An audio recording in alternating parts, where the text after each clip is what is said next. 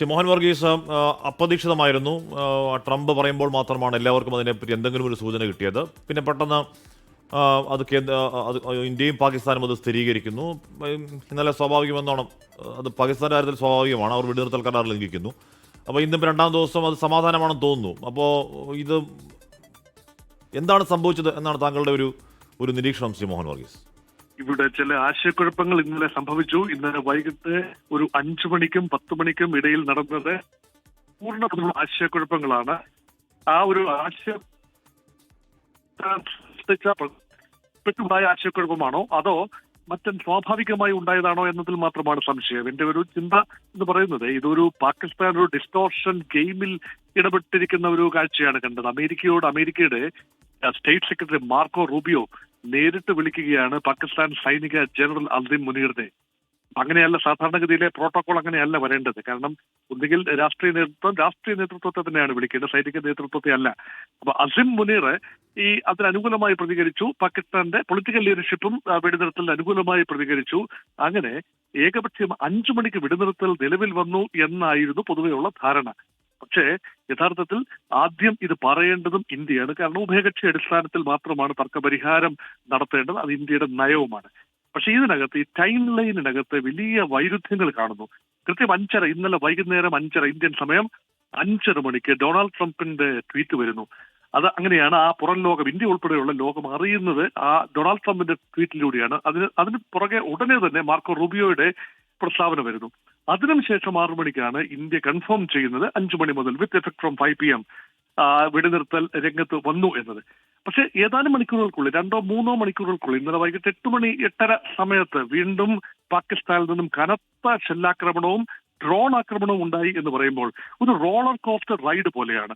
ഒന്നുകിൽ ഒരു ഡിസ്റ്റോർഷൻ എന്നതാണ്, അല്ല എങ്കിൽ പാകിസ്ഥാനിന്റെ ഉള്ളിൽ സൈനിക തലത്തിൽ ഏകോപനം സാധ്യമായില്ല എന്നാണ്. ഇതിൽ രണ്ടിലൊന്നായിരിക്കും സംഭവിച്ചിരിക്കുന്നത്. അതുകൊണ്ട് വിക്രം മിശ്രി രാത്രി 10 മണി, ഇന്നലത്തെ രാത്രി 11 മണി സമയത്ത് നേരിട്ട് മാധ്യമങ്ങളോട് സംസാരിക്കുന്ന ചിത്രവും കണ്ടു. വളരെ ഹസ്തമായിട്ട് പക്ഷെ വളരെ കർശനമായി സംസാരിക്കുകയാണ്. ഇതിന് പിന്നിൽ പ്രവർത്തിച്ച ഈ വെടിനിർത്തൽ ധാരണ ലംഘിക്കാൻ കാരണമായവർക്കെതിരെ ധാരണയിലേക്ക് ഇപ്പോൾ നേരത്തെ ബീദിലേക്ക് പറഞ്ഞു വരികയായിരുന്നത്. അപ്പോൾ ഈ ധാരണയിലേക്ക് എത്തിയത് എങ്ങനെ എന്നതിലെ ചർച്ചയ്ക്ക് ഇനി പ്രസക്തി ഉണ്ടോ? കാര്യം ഇന്ത്യ പാകിസ്ഥാൻ തമ്മിലുള്ള പ്രശ്നങ്ങൾ ഈ ഇരു രാജ്യങ്ങളും തമ്മിൽ പരിഹരിക്കുക, അല്ലെങ്കിൽ അവർ ചർച്ച നടത്തുക എന്നുള്ളത് നമ്മുടെ കീഴ്വഴക്കം.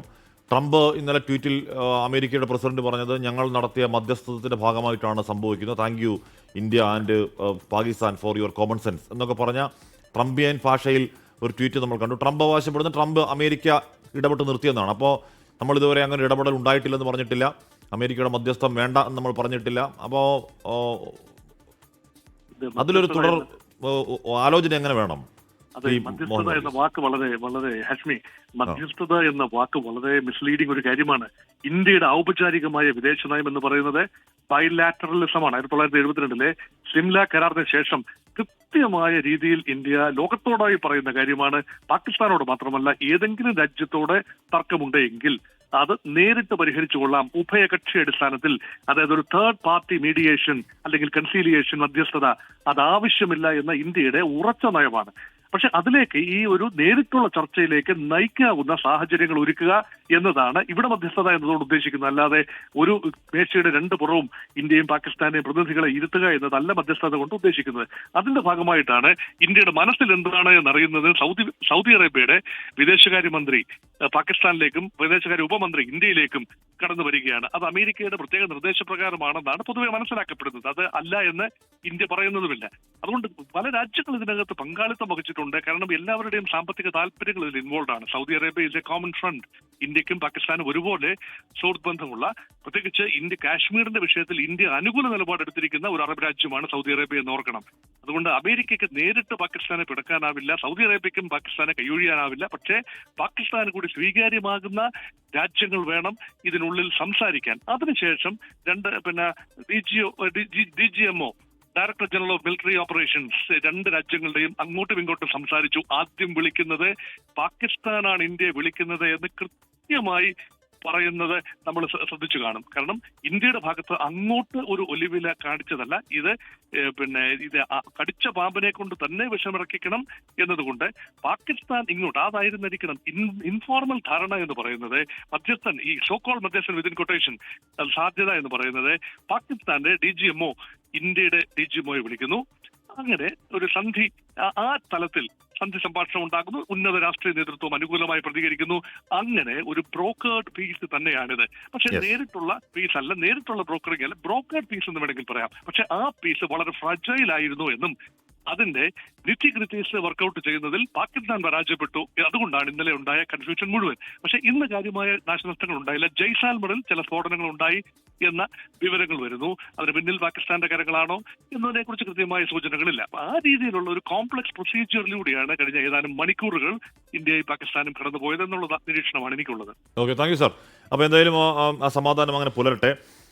എന്തായാലും വിക്രം മിശ്രി പറഞ്ഞതും അങ്ങനെ എന്താണ് അവിടെ നിന്ന് ഇങ്ങോട്ട് ഒരു കോൾ വന്നു, നമ്മളതിനോട് അനുകൂലം പ്രതികരിച്ചു എന്നുള്ളതാണ്. പക്ഷേ ട്രംപ് പറഞ്ഞത് ഒരു മീഡിയേഷൻ ഉണ്ടായിട്ടുണ്ട്, ഞങ്ങളുടെ മീഡിയേഷൻ ആണെന്ന് ട്രംപ് പറഞ്ഞു. മാർക്കോ റൂബിയോ, JD വാൻസ് ഒക്കെ എന്താണ് അവർ അങ്ങോട്ടും ഇങ്ങോട്ടും പോയിടത്തിലൊക്കെ ചെയ്യുന്നു. എന്താണ് കൺഗ്രാജുലേഷൻ ടീം പ്രസിഡന്റ് എന്നൊക്കെ പറഞ്ഞു JD വാൻസ് അങ്ങനെ പോയിരുത്തുന്നു. അപ്പൊ അവർ അങ്ങോട്ടും ഇങ്ങോട്ടും ഭയങ്കര ഒരു കൺഗ്രാജുലേഷൻ ഒക്കെ ഉണ്ട്. അസിമുനീർ ഒരു പ്രസ്താവനയും നടത്തുന്നില്ല, എവിടെ എന്ന ചോദ്യത്തിന് ഇടയിലാണ് ഈ മാർക്കോ റൂബിയോയുമായും അദ്ദേഹം ഫോണിൽ സംസാരിച്ചു എന്ന് പറയുന്നത്. അപ്പോൾ അദ്ദേഹം ജീവനോടെ ഉണ്ട് എന്ന് ലോകം അറിയുന്നത്, അതെ എവിടെ ഉണ്ട് എന്ന് ലോകം അറിയുന്ന സമയമായിരുന്നു. അപ്പോൾ ഇതിൽ അതൊന്ന് അതിന്റെ ആ ഒരു ഹൈപ്പ് ഏറ്റെടുക്കാനായിട്ട് സമാധാനം കഴിഞ്ഞാൽ അതിൽ ട്രംപിന്റെ മധ്യസ്ഥത ഉണ്ടായിട്ടുണ്ടോ?